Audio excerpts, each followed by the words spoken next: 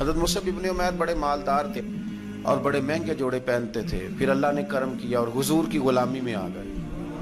میں حضرت مصعب ابن عمیر کو پڑھ کے تو ایک جملہ میں نے نیچے لکھا ہے، میں نے کہا اس کا مطلب ہے کہ سوٹوں میں، کوٹھیوں میں، گاڑیوں میں سکون نہیں، سکون تب بھی ہے جب ضمیر مطمئن ہو جائے۔ مالدار آدمی تھے پر یہاں پھٹے پرانے کپڑوں میں آ گئے، اس لیے کہ وہاں سب کچھ تھا، دل مطمئن نہیں تھا۔ تو پہلے حبشہ گئے ہجرت کر کے، پھر مکے واپس آئے۔ نوجوان آدمی، بوڑھا آدمی نہیں، جوان، نبی پاک صلی اللہ علیہ وسلم نے ڈیوٹی لگائی، فرمایا مدینے مجھ سے پہلے جاؤ، جا کے تبلیغ کرو۔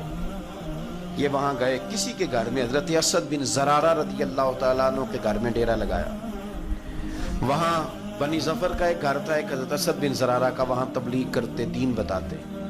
جوان آدمی اور امیر آدمی، منت کرنے کی کیا ضرورت ہے؟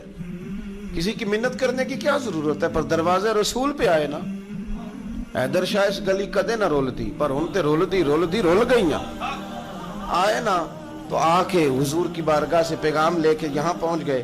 حضرت اسد بن زرارہ کے گھر میں ان کا قیام تھا رضی اللہ عنہ، وہ مسلمان ہو چکے تھے، اور ان کی خالہ کے بیٹے تھے حضرت سعد بن معاذ، جو قبیلہ بنو اشہل کے سربراہ تھے، اپنے قبیلے کے سردار تھے، اور خالہ کے بیٹے تھے۔ وہاں آ گئے، حضرت مصعب ابن عمیر نے تبلیغ شروع کر دی۔ شروع میں غریب لوگ کلمہ پڑھنے والے تھے، بات ذرا پھیلنے لگی تو حضرت سعد بن معاذ نے خود نہیں کہا، خالہ کے بیٹے تھے نا، کہا وہ ناراض نہ ہو جائے۔ حضرت سید ابن حدیر کو بلایا اور بلا کے کہنے لگے یار تو جا، میرا وہ خالہ کا بیٹا ہے، میں کوئی بات کروں گا تو وہ ناراض ہو جائے گا، جا سمجھا، وہ ہمارے سادہ لوگوں کو کہہ رہے ہیں کہ تمہارے باپ دادا بھی گمراہ تھے، بت پوجتے تھے، واپس آؤ، تو وہ تو ایک نئی دراڑیں ڈالیں، جا کے۔ اب وہ بھی سردار بندے تھے۔ تو دوسرا یہ کہ اگر کوئی کسی کو اشتعال دلا کے بھیجے، وہ کسی کو کہہ کے بھیجے کہ جا کے کمال کر دے، تو ہی ہے جو اٹھا سکے۔ تو آپ کو پتہ ہے چودھری صاحب کو تو 3 دفعہ چودھری صحیح کر کے کہہ دے تو کام ویسے ہی اللہ ماشاءاللہ اوپر چلا جاتا ہے۔ چودھری صاحب کہتے ہیں میں چودھری بن کے دکھانا ہے، وہ ہو ہی نہیں سکتا۔ سیٹھ صاحب کو 2-4 دفعہ یہ آپ نے کہنا ہے آپ سیٹھ صاحب ہیں، تو معاملہ جو ہے وہ اوپر چلا جاتا ہے۔ کہ جوان بچے ہیں، ان کو آپ کہتے ہیں کہ اتنا تو جوان ہے اور فلانا تجھے بات کر گیا ہے، تو پہلے بیچارہ چاہے بھول بھی گیا ہو، وہ چلا جاتا ہے گھر سے بندوق لے۔ انہوں نے کہا تو ہی اٹھا سکتا ہے، پورا ان کو تیار کر کے بھیجا، تو وہ ڈنڈا لے کے آئے اور سخت بات کی آ کے حضرت مصعب بن عمیر کے ساتھ، حالانکہ یہ بھی بڑی امیر ماں کے بیٹے، اور بڑے عجیب جملے کہے کہ کوئی کام نہیں ملا تو اب یہ شروع کر لیا تم لوگوں نے، بڑی باتیں کی۔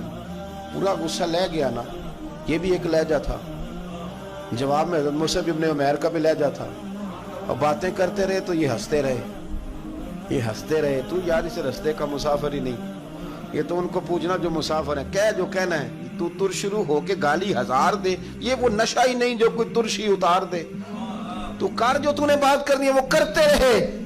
جب غصہ ٹھنڈا ہو گیا، سارا کچھ کہہ چکے، تو حضرت مصعب ابن عمیر کہنے لگے جی آپ نے ڈانٹا ہے، ہم تو تیار بیٹھے ہیں جانے کے لیے، گئے بس 2-3 باتیں ہماری بھی سن لیں گے۔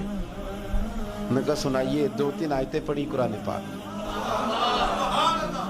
تھوڑا سا حضور کی سیرت نور کو چھیڑا، تو وہ ڈنڈا انہوں نے پھینک دیا، فرمانے لگے اس دین میں داخل ہونا ہو تو طریقہ کیا ہے؟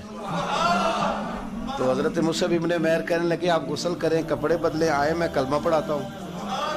انہوں نے غسل کیا، کپڑے بدلے، کلمہ پڑھا۔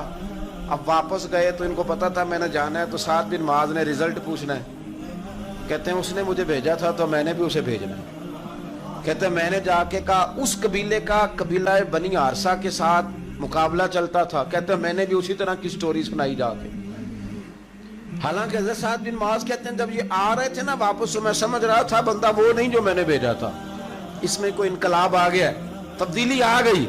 آ کے کہنے لگے یار تیری وہ خالہ کا بیٹا ہے، میں نے کیا مقابلہ کرنا ہے، وہ تو بنو حارثہ والے بھی لڑ رہے ہیں، تمہارا شریکہ بھی لڑائی کر رہا ہے، تو تم جاؤ ان کو بھی منع کرو اور اپنے شریکے کو بھی کہو کہ یہ ہمارے گھر کا مسئلہ ہے، ہم خود نمٹ لیں گے، تم جاؤ۔ کہتے ہیں میں نے کہا اچھا اگر تجھ سے بھی نہیں نہ ہوا تو اب مجھے ہی 2 بات کرنے پڑیں گے۔ آستینیں چڑھا لی، ڈنڈا پکڑ لیا، کہتے ہیں گیا اور جا کے جو مجھ سے ہو سکتا تھا میں نے کہا۔ جب میں پوری طرح کہہ چکا نا، اب وہاں تو لہجہ بدل چکا تھا نا، حضرت سیدنا مصعب ابن عمیر تو طے کر لیا تھا نا، سیکھا تھا نا حضور سے، تو معاملہ بڑا انفرادی تھا، رنگ ہی بڑا انوکھا تھا، کہے جس نے جو کہنا ہے۔ اب یہاں تو معاملہ دوسری طرح کا ہوگا. پوری کہتے ہیں میں نے بات کر لی تو وہ میں نے کہا جاتے ہو کہ نہیں؟ کہنے لگے جی جانا ہے. جانا کیوں نہیں؟ تاری ماڑ اڑانا باہو اسی تے اگے ہی اڈن آ رہے تیار بیٹھے. ہمیں مدینے والے نے کہا تھا حبشہ جاؤ تو گئے تھے, واپس مکے آؤ تو آئے تھے, اب یہاں بھیجا ہے تو تاڑی مار اڑانا باہو اسی تے اگے ہی اڈن ہارے. آپ نے فرمایا جانا تو ہے اور آپ کہہ رہے ہیں جاؤ تو ہم جاتے ہیں, لڑائی نہیں کرتے, پر 2-3 باتیں ہماری بھی سن لو. حضرت سعد بن معاذ کہنے لگے سناؤ. تو حضرت مصعب ابن عمیر کا لہجہ, لہجے کا حسن, لہجے کی خوبصورتی. لوگ کہتے ہیں جی آپ کے پاس ایسا کیا ہے؟ تو بھی جواب یہ ہے کچھ تو ایسا ہے نا جو تمہارے پاس نہیں, کچھ تو ایسا ہے نا, تو جاؤ ٹٹولو سوچو پتہ کرو, کچھ تو ایسا ہے نا جو تمہارے پاس نہیں ہے. وہ تلاش کرنا چاہیے کہ جو کہیں اور نہیں ہے, اور اگر نہیں تمہارے پاس تو وہ حاصل کرو, پیدا کرو. حضرت سیدنا مصعب ابن عمیر نے 2-3 آیتیں سنائی, حضور کی باتیں سنائی. تو سن سن کے صحابہ کی باتیں جب لوگ مسلمان ہوتے تھے, پھر سرور عالم کی یارو گفتار کا عالم کیا ہوگا. انہوں نے 2-3 باتیں سنائی تو حضرت سعد بن معاذ بھی مسلمان ہو گئے. اب واپس گئے. ایک قبیلے کے سردار تھے, اور یہ وہ لیڈر تھے جن پر قبیلہ جان دیتا تھا. سارے لیڈر اس طرح کے نہیں ہوتے کہ قوم کا ایک خائن ہے, بددیانت ہے. لیڈر تھے پر قبیلہ جان دیتا تھا. جا کے کھڑے ہوئے قبیلے والوں کے پاس, کہنے لگے میرے بارے میں تمہارا کیا خیال ہے؟ انہوں نے کہا سردار کوئی پوچھنے والی بات ہے, یہ تو ہماری کو نیکی ہے کہ آپ جیسا سردار ملا ہے. فرمانے لگے مجھ سے پیار کرتے ہو؟ حضرت جی بڑا. فرمایا مجھ پر تمہارے ساتھ آج کے بعد کلام حرام ہے. کہا کیوں؟ کہنے لگے اتنی دیر کلام نہیں کروں گا جتنی دیر تم مدینے والے رسول کا کلمہ پڑھ کے مسلمان